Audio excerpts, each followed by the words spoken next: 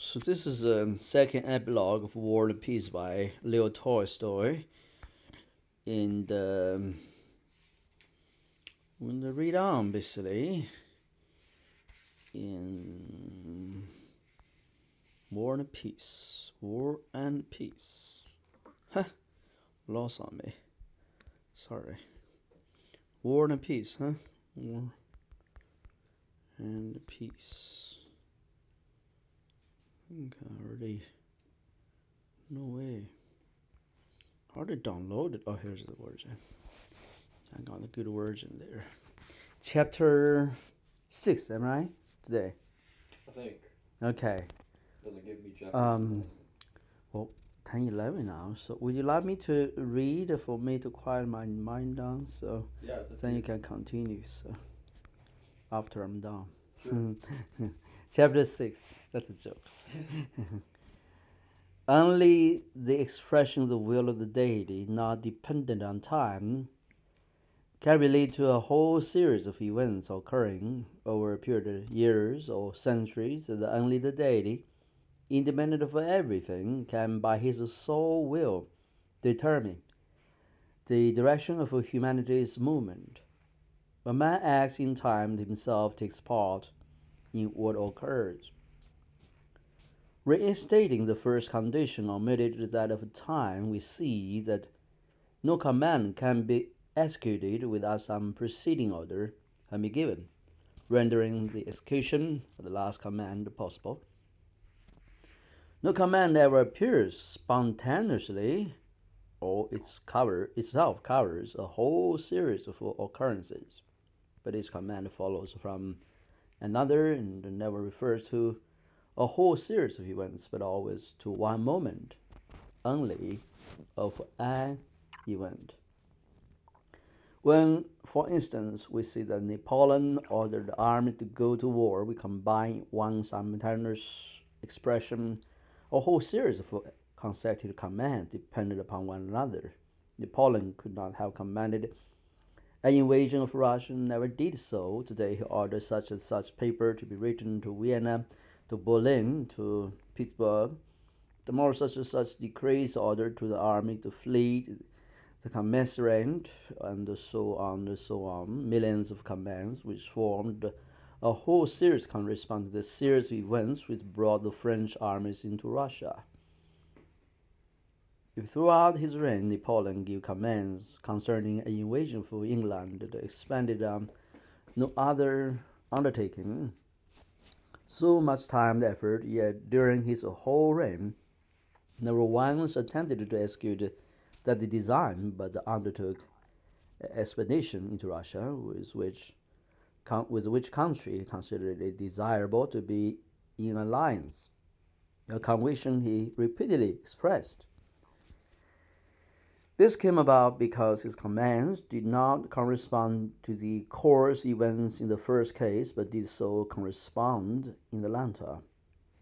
But in order to be certainly executed, it is necessary that a man should order what can be executed, but not what can or what cannot be executed is impossible. Not only in the case of Napoleon's invasion of Russia, in which millions participated, but even in the simplest event. For in either case, millions of obstacles may arise to prevent its execution. He vividly repeated that in his story of the war, am I? So whole command being messed up. So Andrews were upset with certain things. So, is Andrew is the assistant to Kudrov? Yeah. So Kudrov. Yeah. Anyway, thinking about his mind. So. Forgive me if I interrupt the course of reading. Yeah. Every order executed is always one of an immense number unexecuted. All the impossible orders inconsistent with the course of events remain unexecuted. I remember there was some two school thoughts, of realism versus this bookworms kind of strategist, the so-called military officer, strategist, or counselor to Khrushchev, from Prusso.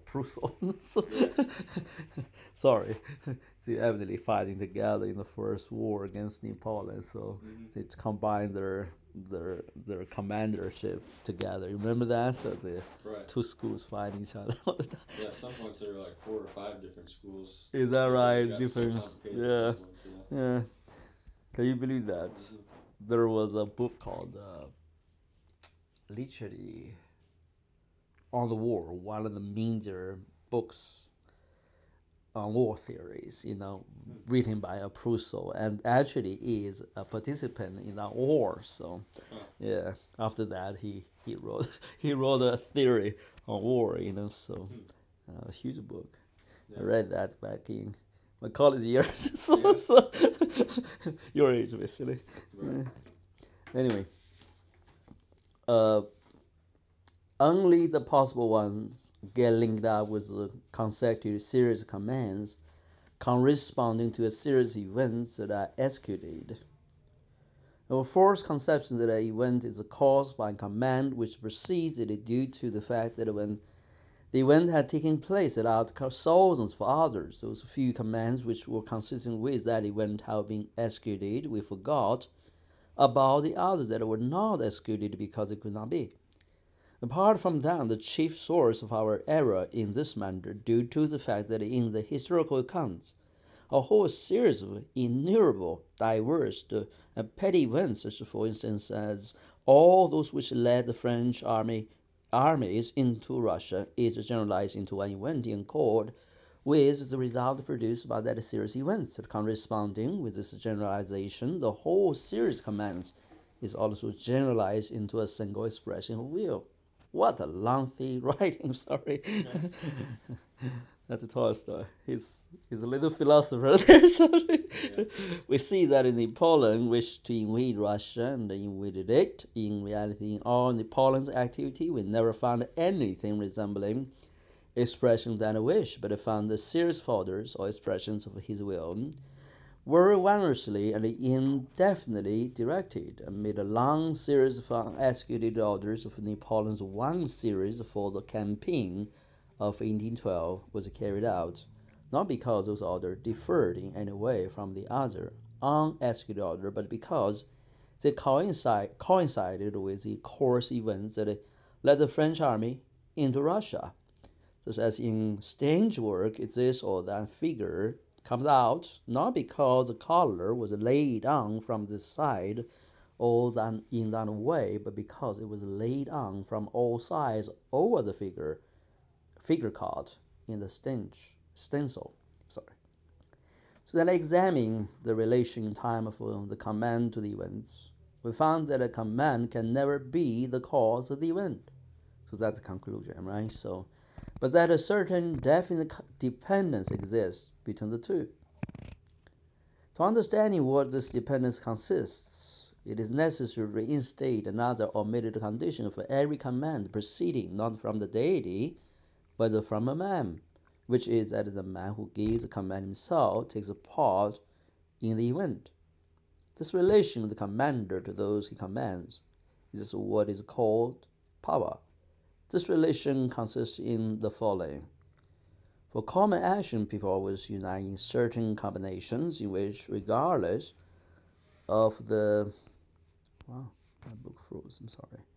Hold on. Regardless, okay.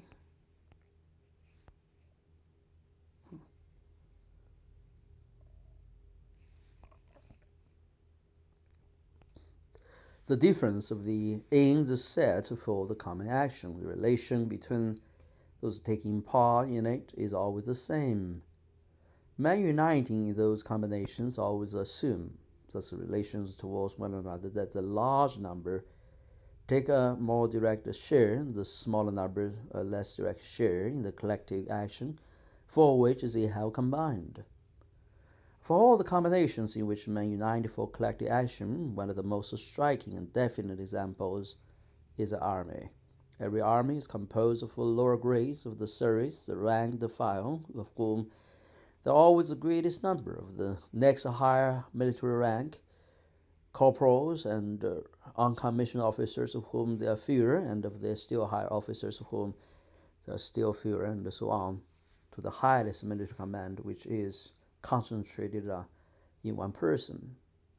A military organization may be quite correctly compared to a cone, of which, what is the word? Cone, am I right? Cone. Yeah, cone, yeah. Of which the base with the largest diameter consists of the rank. How about the pyramid? Sorry, of the largest diameter consists of the rank and the file. The next higher and the smaller section of the cone consider the next higher grades of the army, and so on to the apex. The point which will represent the commander-in-chief. The soldiers of whom there are the most form the lower section of the cone and its base. The soldier himself does the stabbing, hacking, burned, pillaging, and always receive order for those actions from men above him. Himself never gives order. That's Nicholas in the war, right? Nicholas is the young soldier. That's interesting to look at his mindset, why he designed those events in the storytelling. Making sense to you, so. The uncommissioned officers, of whom there are fewer, perform the action itself less frequently than the soldiers. Andrew and Nicholas was very much the leading characters in his description of the course of war, right? So, yeah. I think our outsider, as Peter wandered around during the process, making sense to you. So it's interesting how he purposely designed those characters, their involvement in the war, to present his thoughts about the war. Am I right? So interesting, huh? How artistic he is, how intuitive he is. So it's crazy creativity, man. So. Then he made it so real, right? So, remember Nicholas, the ruthless, sensual, whatever the word, very impetuous, heroic young man. Yeah. Caught in the war. It was interesting to see how dynamic of a character he was too, because he did start out as someone, for the majority of the novel, as someone who was kind of tempestuous and pretty adventurous and foolhardy sometimes. After the gambling, he changed everything. He changed totally it kind of reformed his character after he worked really hard to pay off his debt to his father because of a huge gambling occurrence. Yeah. And then later on, when he has a family, he's like a completely different person. He's like a really strict, almost hard-headed kind of person. We're rigid. Very principled. In a lot of ways, it seems. Yeah. His father was a loose man, basically, in many ways. He was kind of a scatterbrained. Yeah. It's interesting. That must be a real people, in Tolstoy's life. Yeah, pretty much all the characters. Is that right? Okay. Based off Yeah. Anyway, let's read now. I'm sorry, in the middle of the sentence. But they already give commands. Officers still less often direct himself, but the commands still more frequently. A general does nothing but command the troops, indicates the objective, and hardly ever uses a weapon himself. The commander-in-chief never takes direct part in the action itself, but only gives general orders concerning the movement of the mass of the troops. A similar relation of people to one another is seen in every combination meant for common activity, agriculture, trade, and every administration. And so without particularly analyzing all the contagious sections of a column and of the rank of an army, all the ranks of positions in any administrative or public business, whatever, from the lowest to the highest, we see a law by which men to take associated as action, combining such relations that is, the more directly they participated in performing the action, the less they can command, and the more numerous they are, while the lesser their direct participation in the action itself, the more they command, the fewer of them there are, rising this way from the lowest rank to the man on the top, who takes the least direct share in the action and directs his activity chiefly to commanding. So sorry, can you give me just 1 minute? No way. I'm super sorry. What's wrong with you? Naomi needs to call me. No. I apologize. Go ahead, no. I'll be back really Okay.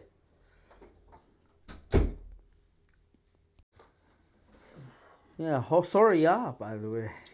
You treating me dinner or something, man? Simply asking for your excuse. No, okay. No, you're not really sorry about it. There's different levels of sorry. Oh, okay. There's different levels of power. Okay. Oh, that's good comparison there. Okay. Where we were. I think we almost were in the next chapter.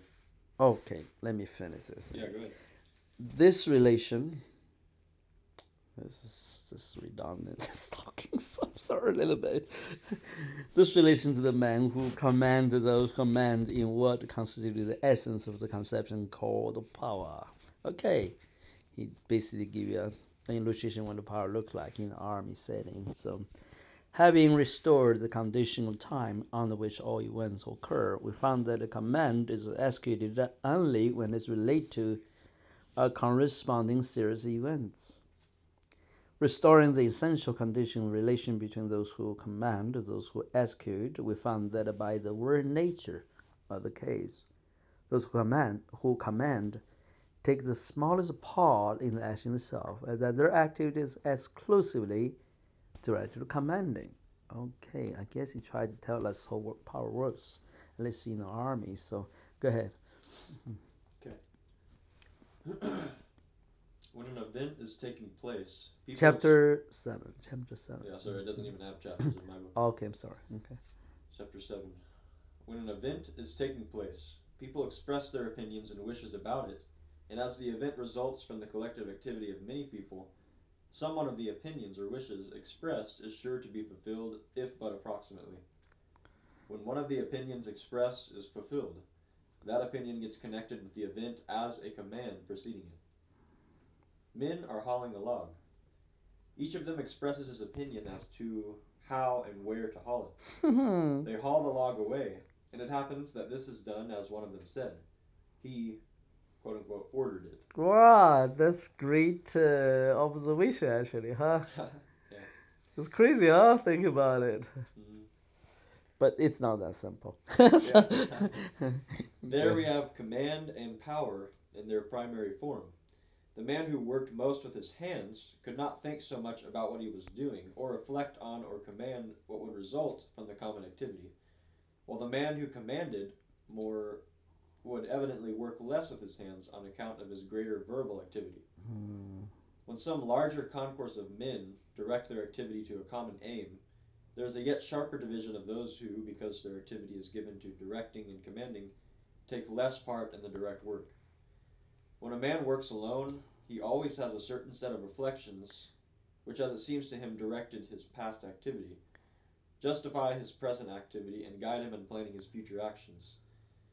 Just the same is done by a concourse of people, allowing those who do not take a direct part in the activity to devise considerations, justifications, and surmises concerning their collective activity. For reasons known or unknown to us, the French began to drown and kill one another. And corresponding to the event, its justification appears in people's belief that it was necessary for the welfare of France, for liberty, and for equality. He was talking about the French Revolution, right? Like he's used in the previous example. In this I see. People ceased to kill one another, and this event was accompanied by its justification in the necessity for a centralization of power, resistance to Europe, and so on. Men went from the west to the east killing their fellow men, and the event was accompanied by phrases about the glory of France, the baseness of England, and so on. History shows us that these justifications of the events have no common sense and are all contradictory, as in the case of killing a man as the result of recognizing his rights, and the killing of millions in Russia for the humiliation of England. Indeed, right? But these justifications have a very necessary significance in their own day. But those days, Russia and England come to alliance finally, so when they break the bond, the contract, whatever, the treaty with Napoleon, so. Yeah. These justifications release those who produce the events from moral responsibility. You have to forgive me. My historical. I read those things, but I forgot the detail. Might be wrong. It's not easy to remember details. Yeah. I know that. I read a biography Alexander and Napoleon those days, but it was a long time ago. So in Chinese, so that's difficult to remember. Go ahead.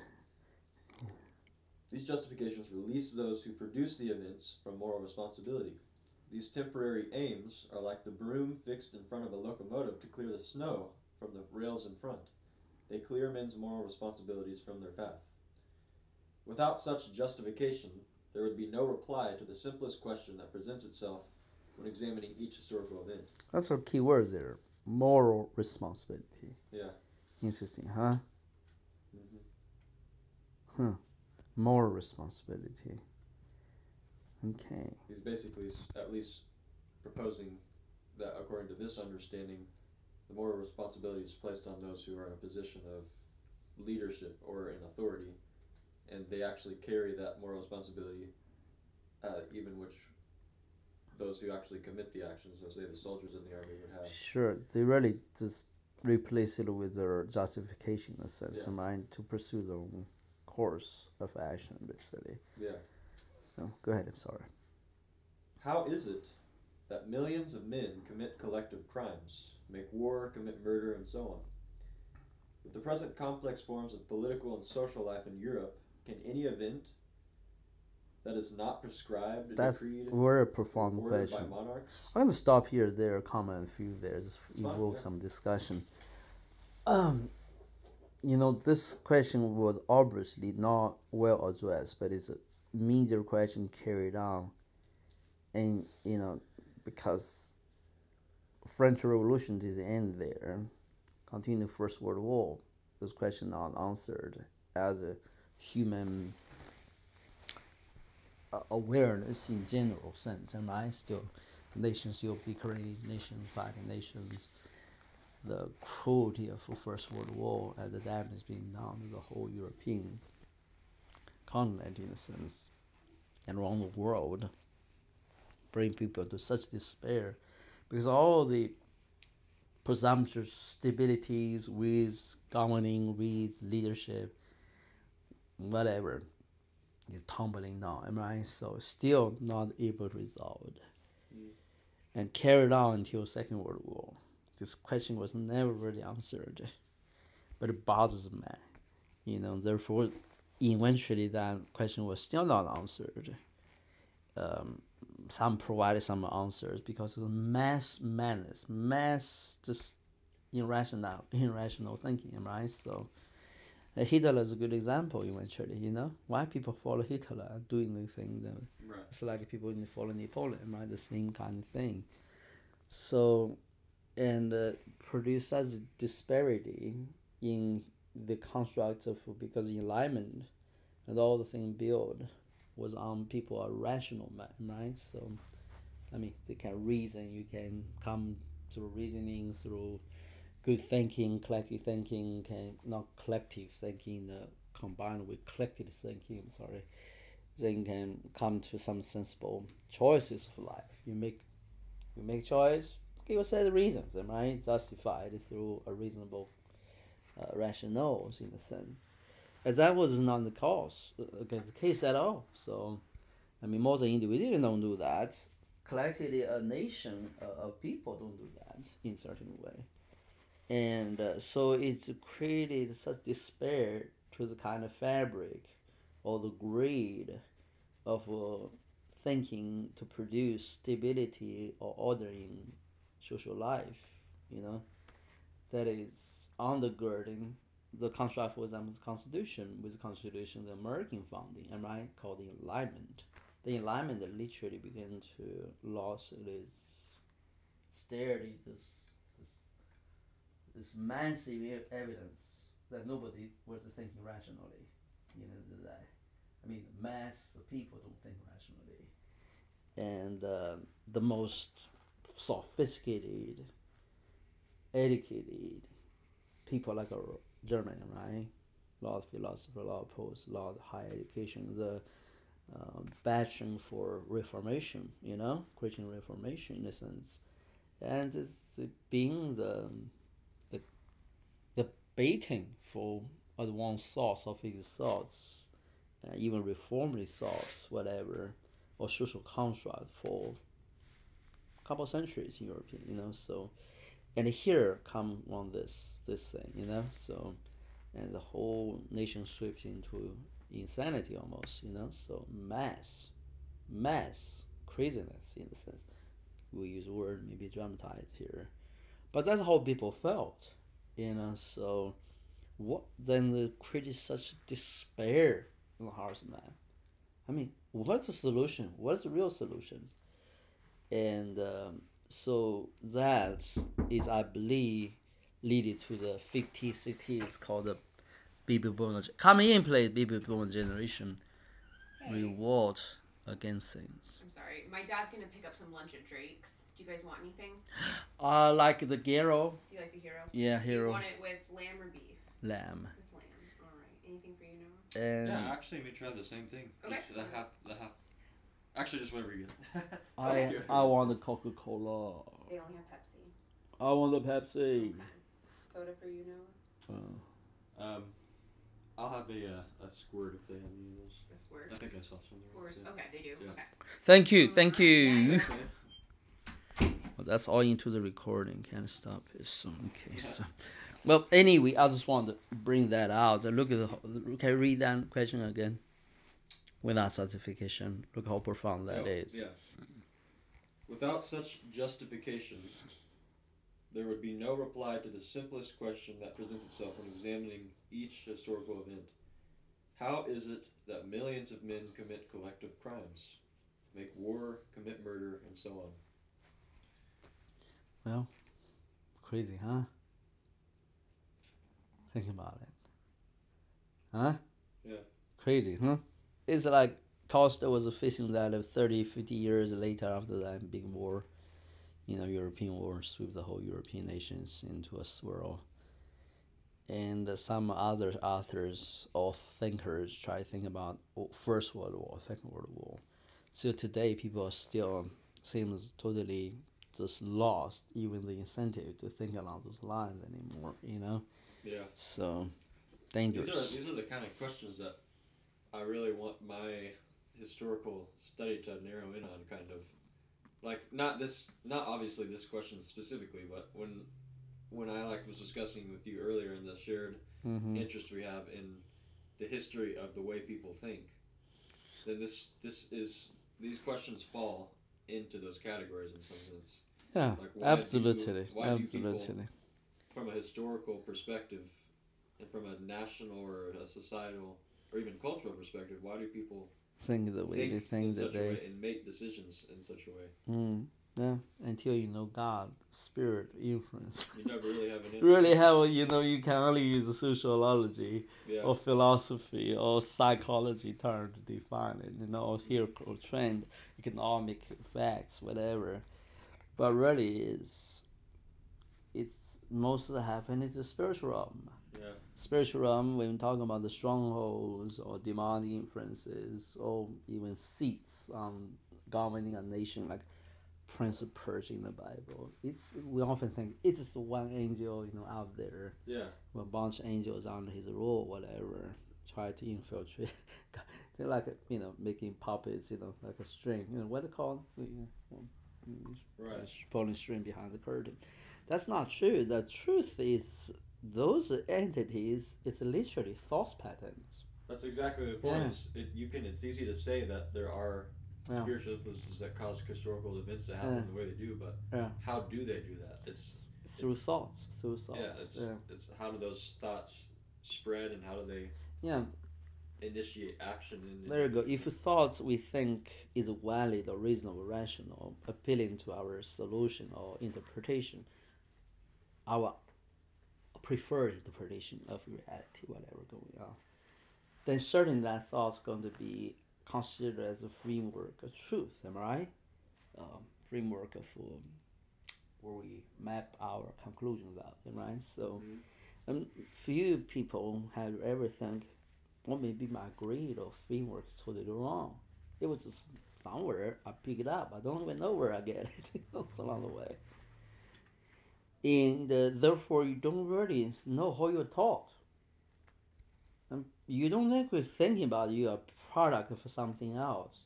American, let's say, the best intellect. It's true in a certain light. We carry ourselves differently, express ourselves differently, absorb, process information differently, whatever decision differently.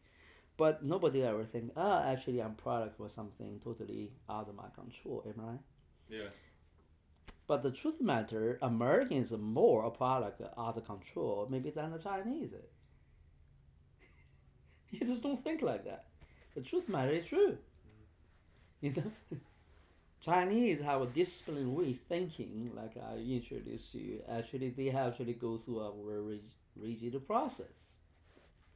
You know, they don't necessarily um, self-ascribe said my way is the only way and myself is a self-sufficient engine and see the judgment for all conclusions, right?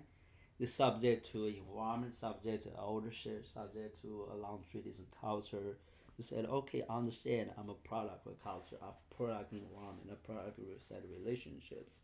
Therefore, not that they control me, but at least are open for that way of how me to establish my wisdom, right? My standing of understanding. And my conclusion or opinion about things is subject to a set of process. A process not by my own making or by my own management, right? In my own back end of my head, in a sense. It's up for everybody to talk about, in a sense. But that talking about doesn't mean everybody bouncing ideas. There was a formulated way, the in a not really hierarchical way, but a let's say merit-based way, using modern words, a wisdom-based way, if you will, or life counsel-based way to go through that process. But because age, life, and certain positions manifest in those processes, it does matter and evidence through some kind of social construct. You can say, oh, that's a patriarchal system. As if Abraham and have songs going on in the Bible setting today, you look at it, it's terribly wrong. Patriarchal society, patriarchal culture. Women don't have room for it. Well, it's in a certain way it's true, because women should play a role. I'm just talking. But you read modern environment, modern culture, modern parameter into the old history, and then bring those things that it maybe were functional and beneficial at the time they were in, to try to use that term to label today's societal issues. So therefore, you totally write it off what who Abraham was. And the things that are functional in Abraham's time, which is supposed to be a godly, wise, and even blessed by God kind of culture setting in their day. Okay, maybe not biblical today, 100%. But that's a culture they take on. In a sense, they take on the clothes. That's not the real person. Abraham is not like today's picture when put a picture of some arbitrary, foolish fool man try to through family, whatever dominance to control family decisions. And right, that's our idea. The feminist idea is that's bad for women, right? Bad for society, eventually, because it's bad for us, bad for society, bad for everybody. But I'm not accusing feminist movement. What is not my point. My point is that you threw the baby in the what? Bathwater. All the time. Man threw while the label thing, project things, they think they know, they really know very little. But they have strong opinions about things, and those opinions they have no idea actually where it came from. Where it came from. Nobody even think about it. They will have a moment or like being chat or said, hey, yeah, you know what? maybe I'm not thinking straight, right? So maybe this is not right in my opinion. Maybe need to be corrected. Let me shift my gears. Let me think in other. Let me change my grade. Let me repent. But the repentance greed change is still from one set of man-made thinking to another philosophy, another religion, another man-made frameworks. So one framework, the other framework, the other framework. Now people don't have the luxury to go through deeply search different roots or application of those things of different cultures, as I do. They can't see the difficult. They have a very difficult time to recollect those who actually seriously decided how the general public, how they think, how they identify themselves, how they would judge a matter of what is right or what is wrong. Now, few men in society, like Tolstoy, can look at the whole thing happening and come to a place, detach themselves, look outside. They may don't have the answer, but at least they have the decency to say, it doesn't make sense here. There's a huge problem here. And man don't have even a simple humility, if you will, and awareness. This is one lives down the stream. And they don't even know. This, they even stir up the stream, applaud the stream. The stream is actually wrongly to to a peat. So, and or to who knows, a stagnant lake. Like say, okay, so eventually everything's dead. So all crops smelly, right? So it's not living water basically, living stream. And they don't think like that.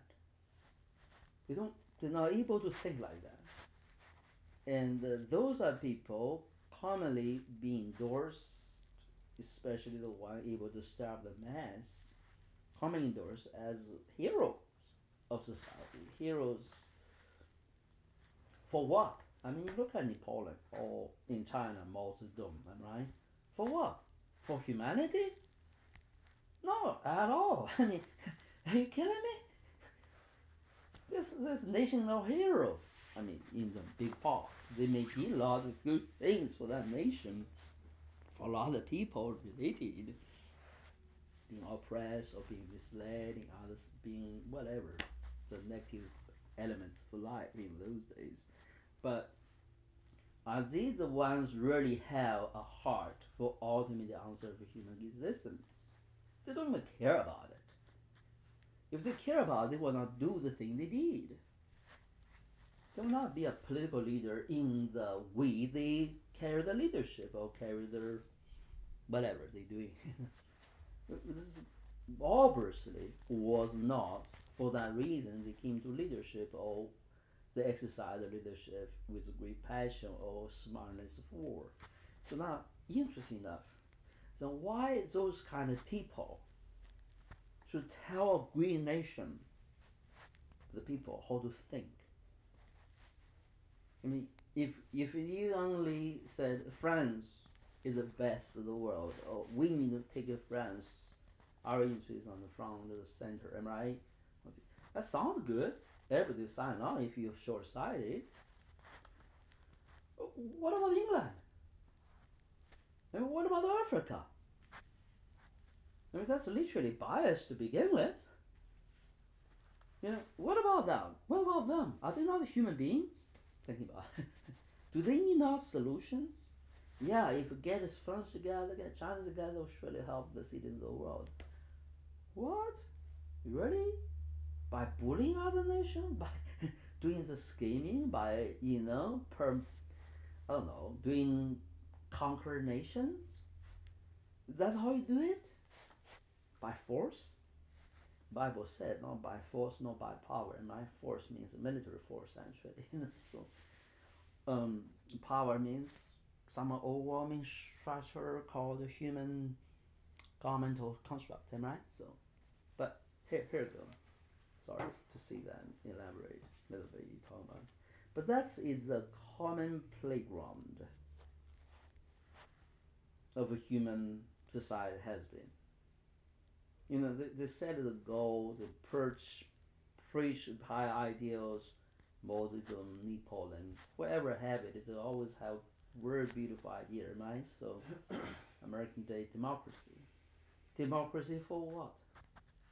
Democracy by itself is a solution for everything? Or the human rights? Human rights for what? In what way is that right expressed? We seem to have idea what that means. But even the Supreme judges sitting on the bench don't agree how that right should be expressed or should be protected sometimes, right? And there was one, the one judge what the law is supposed to be look like, right? How they applied. So my point is that if those things are not fundamentally studied, expressed, and basically one set of human ideas, another set of human ideas, another cultural setting that attach to different. Okay, this is a French kind of idea. This is a West idea. This East idea. This Indian idea. China idea. What are those ideas? Well, the Bible said they are not God's ideas. Maybe the source wisdom, the source, the vision that cares for that kind of life, is not given by God. But God don't use this language. God don't stir it, not mention to honor those kind of discourses, those will for how to conduct life. He rather said, can you guys let that go? Let me teach the way. Let me teach the way of peace, and then teach the righteousness, and then teach you the way of love. And God's love is not emotional, human having water in every man, is a human being. He has his affections, stuff like that. But that's not God's way, merely contingent love. But that's what we presented. Even Christians present that godly love is oftentimes about how you feel good about yourself. You feel invested in other human being, or other human being invested in you. That being true, but there's a greater thing God was talking about. It's not ours worthy, rather fully in our capacity to grasp its grace. If we have been filled up, if you will, or have embraced another way of thinking life look like. For me, today I was struggling. Somebody said, let me burn you because you're a Christian, right? Or, kill you for being Christian. The idea oftentimes presented even in Christian histories about those saints, whatever, the eminently wise and God-loving man, is that if they try to make a matter of injustice, or a matter just I want to show how evil the world is, so how righteous I am, and God is good with things. But the truth of the matter, I believe most of the ones that really have peace to go there were actually the one fully enlightened. Means they don't even think along those terms anymore. They don't try to provide for our history, Christian histories, as if I'm going to be a character for the martyr story. They know the life in God is the food is here. Let's wrap it up.